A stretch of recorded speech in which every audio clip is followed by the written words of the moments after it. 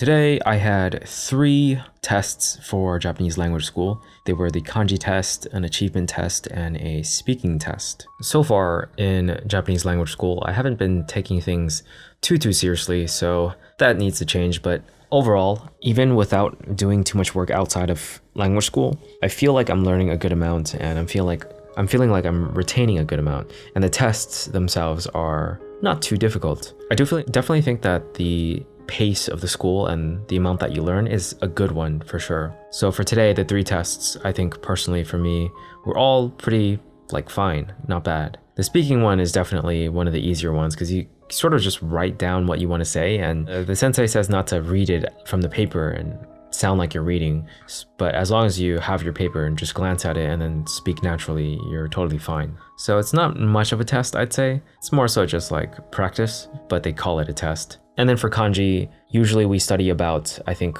6 to 8 kanji in one chapter, and then we have a test on it. But moving forward, apparently we're gonna be studying sets of 8 3 times, so that's about 24 kanjis before having a test. So that's gonna change, and I'm thinking that the pace is gonna pick up. And then the achievement tests, they're basically you learn more vocabulary, you learn more grammar, and you basically just have to write stuff in to show that you know it well enough. A lot of my issues so far have just been making sure that you use the right particles. But I think the more I do it, the more I realize that a lot of the particles, you can't think of particles as always serving the same function with the same words. You sort of have to change the particles according to everything in the sentence, including the verb that you use at the end or in the middle. I think the verb actually is probably one of the more important aspects in what particles that you use, and also just the sentence structure overall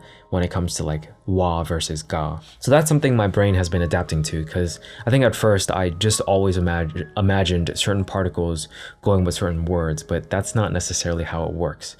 It's more so just a full analysis of the sentence before deciding, or before filling in the particles, I guess, if they're blank. But obviously if you're speaking Japanese, then you have to know which particles to use as soon as you say the first word. So I guess you have to know the particles according to the structure of the sentence and what you're trying to say. I definitely underestimated how difficult it was in the beginning because of that mentality. So I definitely had to shift that mindset. Anyways, afterwards, we went to the ramen place in Kyoto Station with some friends and just got some ramen. That place was okay overall. Once again, I just don't remember the names of certain places. After that, I practiced some piano at Yodobashi, and then I dropped off my bag at my place, ran to round 1 to hang out with some classmates who invited me, played some of the music games there, which were really fun. I think the music games in Japanese arcades are just a step above. They're cheap, they only cost 100 yen, and you get basically about 10 minutes of play.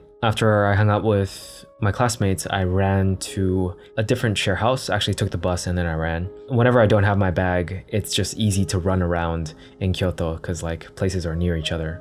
Hung out with them in the share house, my schoolmates, and just chatted with some that I haven't talked to in a bit, met a new person, and overall I just felt like they were good conversations, and it's always fun to connect more.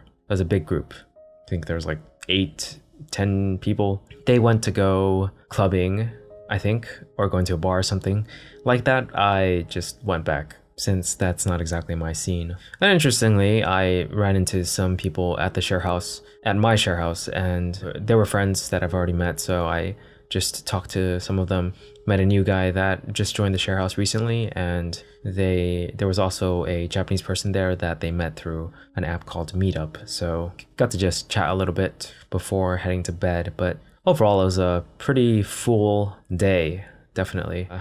A lot of days in Japan so far have been really full days, but a lot of seeing different people and hanging out with different people in the same day. And that's not something I'm very used to in California. At most, I hang out with 1 or 2 friends in different settings, I guess. Or 2 groups of friends, basically, in one day. In Japan, I've been experiencing stuff like this where I'm hanging out with my classmates in the morning, some schoolmates, then some different classmates, and then some share house people, and then some other share house people. It's definitely really fun, but can also be a little bit tiring if there's too much of it in days in a row. But so far, I actually don't feel that like tired from it. I guess, I don't know, I'm getting used to it. I can like do it more. Anyways, that is pretty much it for this day. Friday, February 9th, 2024. I don't think there's too much of a lesson for this day, to be honest.